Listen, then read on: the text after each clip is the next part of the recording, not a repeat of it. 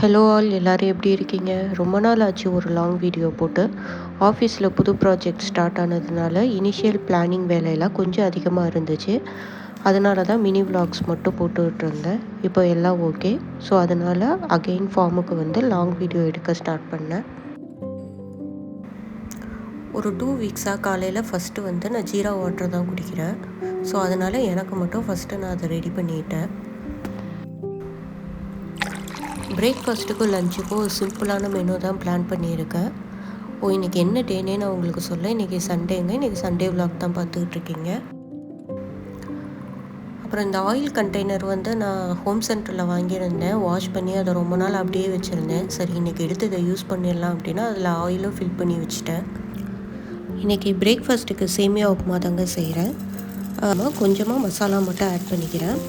இதில் எப்பயும் போல் நம்ம கடுகு உளுந்தெல்லாம் போட்டு கடலைப்பருப்பு சேர்த்துட்டு வெங்காயம் பச்சை மிளகாய் ஆட் பண்ணிவிட்டு இதில் நான் கொஞ்சமாக கரம் மசாலா, தனி மிளகாத்தூள், கொத்தமல்லி எல்லாம் மட்டும் ஃப்ளேவர்ஸ்க்காக ஆட் பண்ணிக்கிறேன். சம்டைம்ஸ் நான் இது வந்து பிரியாணி மாதிரி கூட பண்ணுவேன். இஞ்சி பூண்டு விழுது, புதினா சேர்த்துப்பேன். பட் இன்றைக்கி நான் அந்த மாதிரி பண்ணலை. ப்ளெயினாக மட்டும் இருக்காமல் கொஞ்சம் ஃப்ளேவர்ஸ் மட்டும் வேணும் அப்படின்னு நான் இந்த மாதிரி செய்கிறேன். இதுவும் ரொம்ப நல்லா இருக்குங்க. ப்ளெயினாக சாப்பிட பிடிக்காதவங்க இந்த மாதிரி ட்ரை பண்ணி பாருங்கள்.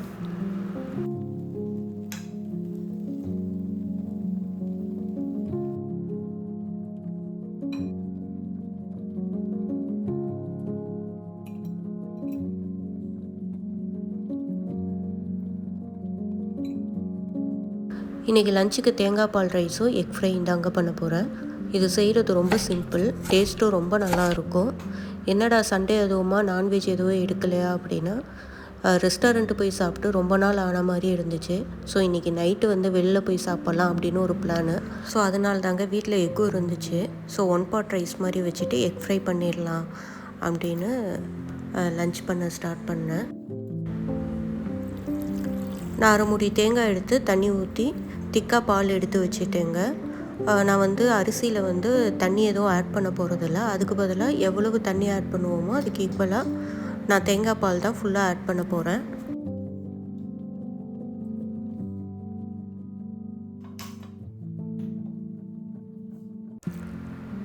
மீன் டைம் எக் ஃப்ரை பண்ணுறதுக்கு நான் எக்கும் பாயில் பண்ணுறதுக்கு வச்சுட்டேங்க. தென் பாஸ்மதி ரைஸும் தண்ணி ஊற்றி ஒரு 10 நிமிஷம் ஊற வச்சு எடுத்துக்கலாம். இந்த ரைஸ் வந்து நான் லூஸில் தாங்க வாங்கினேன். மோஸ்ட்லி இப்போலாம் நான் அப்படி தான் வாங்கிக்கிறேன். பேக்கெட் ஐட்டம்ஸ் எதுவும் வாங்குறது இல்லை. அதை விட இது நல்லா இருக்கிற மாதிரி இருக்குது.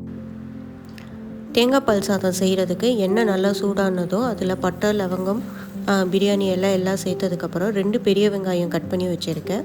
அதுவும் 4 பச்சை மிளகாய் சேர்த்து நல்லா வதக்கிக்கலாம். இது நல்லா வதங்கினதும் இஞ்சி பூண்டு பேஸ்ட்டும் சேர்த்து பச்சை வாசனை போகிற வரைக்கும் நல்லா வதக்கிக்கலாம். இப்போ இதில் கொஞ்சமாக புதினா சேர்த்துட்டு அரிசியும் 10 நிமிஷம் ஊறிடுச்சு. ஸோ அதை கழுவி எடுத்துகிட்டு அரிசியும் சேர்த்துட்டேன்.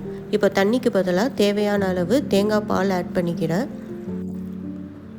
நான் வந்து அரிசி மெஷர்மெண்ட்டில் 1க்கு 1.5 கப்பு தேங்காய் பால் ஆட் பண்ணிக்கிறேன். ஸோ ஃபைனலாக கொஞ்சம் புதினா மட்டும் ஆட் பண்ணிவிட்டு நான் குக்கரை மூடி வச்சுட்டேன். ஒரு 2 விசில் வந்ததும் இதை ஆஃப் பண்ணிடலாம்.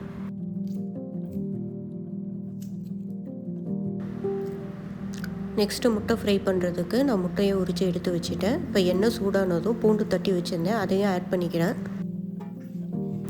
இப்போ பூண்டு வதங்கினதும் நான் உப்பு, மிளகாத்தூள் ஆட் பண்ணிக்கிறேன். ரொம்ப லோ ஃப்ளேமில் வச்சுக்கோங்க, ஏன்னா இது கருகிடக்கூடாது. எங்கள் வீட்டில் காரம் கொஞ்சம் அதிகமாக சாப்பிடுவோம். உங்களுக்கு எவ்வளோ தேவையோ அவ்வளோ காரம் ஆட் பண்ணிக்கோங்க. ஒரு 2 மினிட்ஸ் கழித்து முட்டையெல்லாம் அப்படி திருப்பி போட்டுட்டு அது ஒரு 2 மினிட்ஸ் வச்சுட்டிங்கன்னா சூப்பரான எக் ஃப்ரை ரெடி.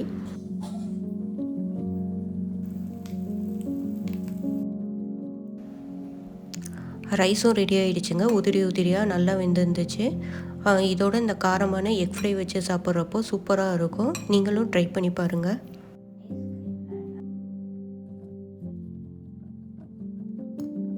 இப்போ ஈவினிங்க்கு ஏதாவது ஸ்நாக்ஸ் பண்ணலான்னு பார்த்தேன். ஸோ வீட்டில் ப்ரெட்டு இருந்துச்சு. ஸோ ப்ரெட்டு எக்கு வச்சு ஒரு டோஸ்ட் பண்ணிடலாம் அப்படின்னு பார்த்தேன். லைக் வந்து ஃப்ரெஞ்ச் டோஸ்ட் மாதிரி. இதில் 2 எக்கில் நான் கொஞ்சம் மில்க் ஆட் பண்ணிக்கிட்டேன். ஒயிட் சுகர் பவுடர் பண்ணி வச்சுருந்தேன், அதுவும் ஆட் பண்ணிவிட்டு எல்லாத்தையும் மிக்ஸ் பண்ணியாச்சு. ப்ரெட்டை வந்து இப்போ அந்த எக்கில் வந்து நல்லா டிப் பண்ணி டோஸ்ட் பண்ணி எடுத்துட்டேங்க. அவ்வளோதான், ஒரு சூப்பரான ப்ரெட் டோஸ்ட் ரெடி.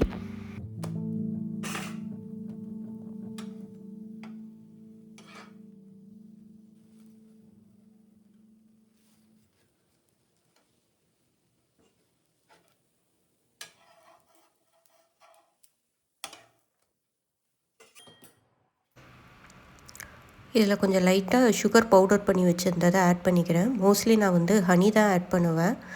அது வந்து பாட்டில் வந்து சரியாக மூடாமல் வச்சனால ஃபுல்லாக எறும்பு வந்துருச்சு. ஸோ அதனால் இன்றைக்கி நான் வந்து சுகரே இதில் ஆட் பண்ணிக்கிறேன். நீங்கள் வந்து ஹனி கூட இதில் மேலே ஆட் பண்ணிக்கலாம். காஃபி எல்லாம் குடித்ததுக்கப்புறம் இருந்த பாத்திரம்லாம் வாஷ் பண்ணி வச்சிடலாம் அப்படின்னு அதெல்லாம் கழுவிட்டு இருந்தேன். நான் பாத்திரம் மட்டும் உடனே கழுவி வச்சுருவேங்க. எனக்கு சேர்த்து வச்சு கழுவுறது பிடிக்காது. அதுவும் எனக்கு பாத்திரம் கழுவுறது ரொம்ப பிடிக்கும். இது எனக்கு ஒரு தெரப்பி மாதிரி இருக்கும். பட் நிறையா பேருக்கு இது பிடிக்காது. பட் எனக்கு இது வந்து ரொம்ப பிடிக்கும். இதுவே வந்து துவைச்ச துணியை காய வைக்கணும்னா அது ரொம்ப கஷ்டமாக இருக்கும். பட் எல்லாமே நம்ம செஞ்சு தானே ஆகணும். என்ன மாதிரி யாராவது இருந்தீங்கன்னா கமெண்ட் பண்ணுங்கள்.